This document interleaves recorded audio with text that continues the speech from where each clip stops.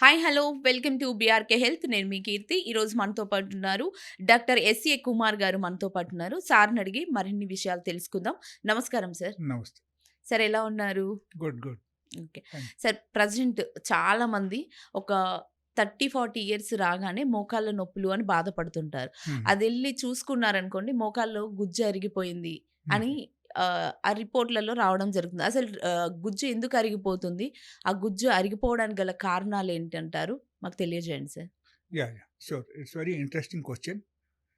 And నార్మల్‌గా ఒక age వచ్చేసరికి ప్రతి ఒక్కరికి మనకు బాడీలో డీజనరేషన్ జరుగుతూనే ఉంటాయి. హ్మ్. ఓకే. హ్మ్.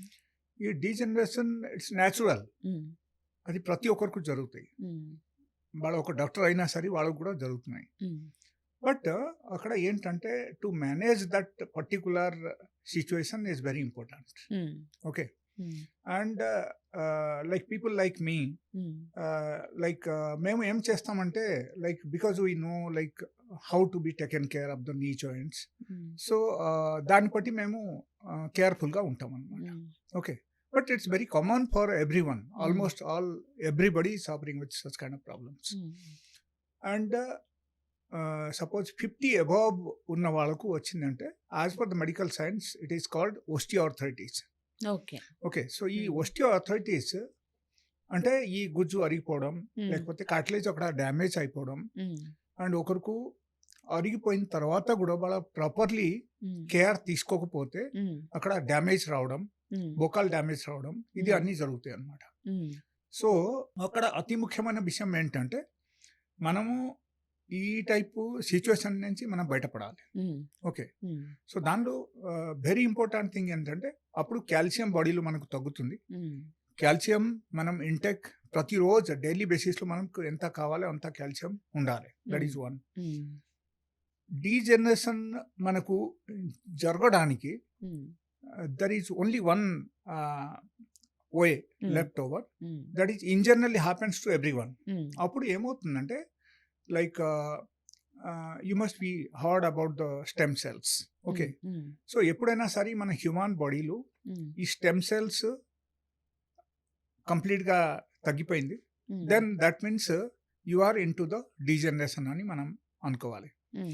ఈ డీజనరేషన్‌కు మనం రీజనరేషన్‌గా మనం మార్చేస్తే హ్మ్. అగైన్ అక్కడ ఏమవుతుందంటే కండిషన్ టోటల్‌గా మారిపోతుంది. Hmm. Okay. Hmm. So that is the alternate procedure for the osteoarthritis. హ్మ్.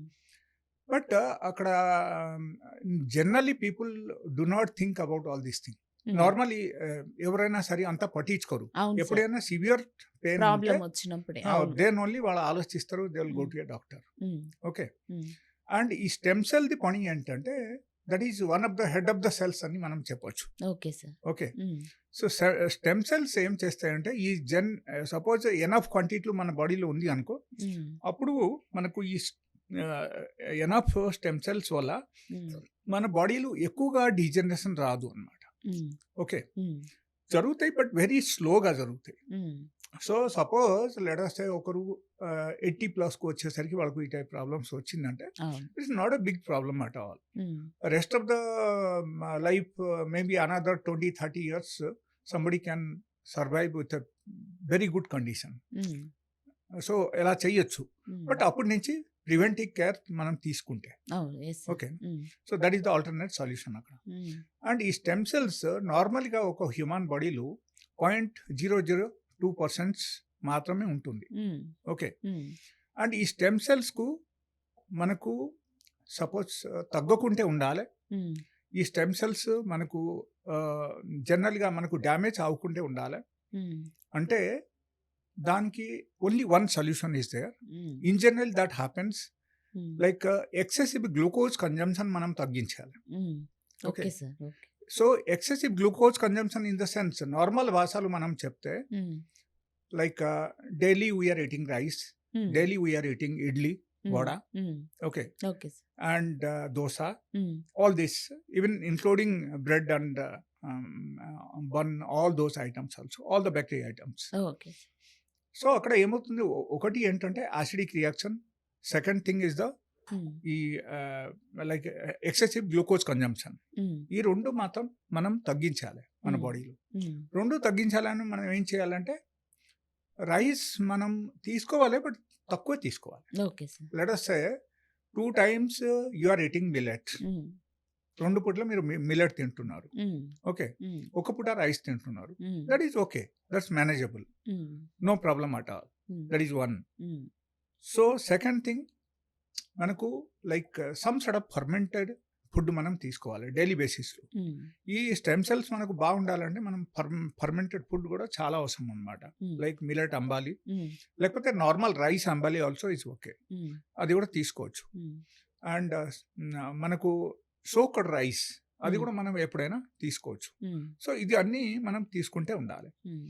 అండ్ ఇది కాకుండా hmm. Actually there is another procedure. Like let us say ఒకరికి ఆల్రెడీ వాళ్ళకు మోకాలు అన్ని గుజ్జు అరిగిపోయింది. డాక్టర్ ఆల్రెడీ ఎక్స్రే తీశారు. అవును సార్. అవును. తీసిన హ్మ్. తర్వాత చెప్పారు. So and it was suggested for that like knee replacement surgery. హ్మ్.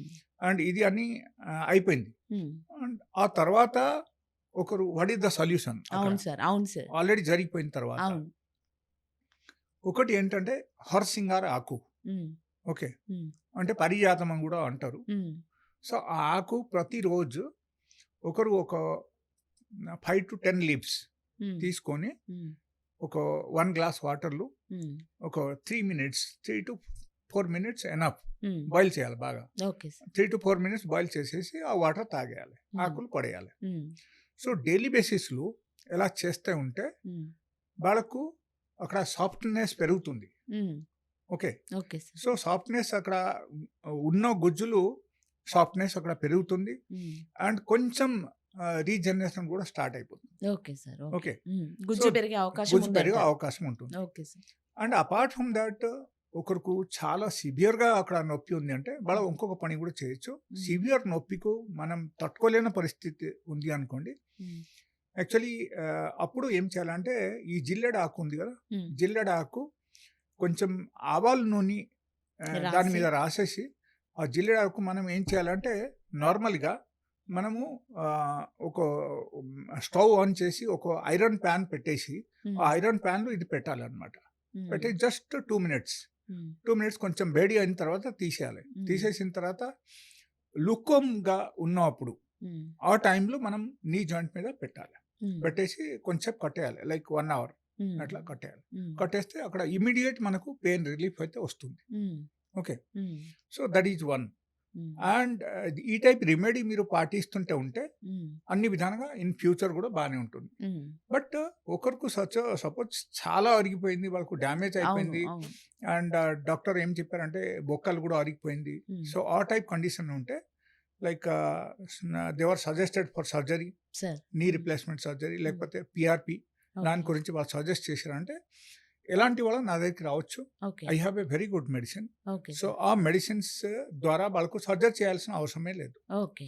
So they can use my medicine and it is a natural medicine only. There is hmm. No side effect, no pain killer. Okay pain sir. Killer అసలు కాదు. హ్మ్. And వాళ్ళకు తగ్గడం మొదలుపెడతాయి అప్పటి నుంచి. హ్మ్. Okay. And హ్మ్. ఇట్స్ ఎక్సలెంట్ అంటే ఇప్పుడు రిజల్ట్. ఆ గుజ్జు అరిగిపోతే మోకాలు ఇలా ఉండేది ఇలా బెండ్ అవుతది సార్ కొందరిలో.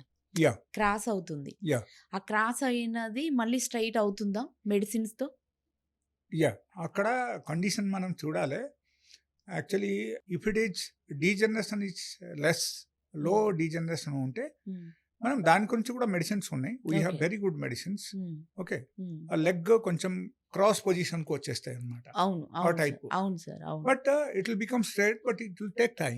మెడిసిన్స్ వయసొచ్చేసి 70 ఇయర్స్, 60 ఎస్ ఇయర్స్ ఉన్నా ఎస్ ప్రాబ్లమ్ ఎస్ ఉండదా సార్? ఎస్ ప్రాబ్లం ఏముండదు. ఏముండదా? ఓకే. వాళ్ళకు వాళ్ళ మెడిసిన్స్ వాడడం వల్ల ఆ!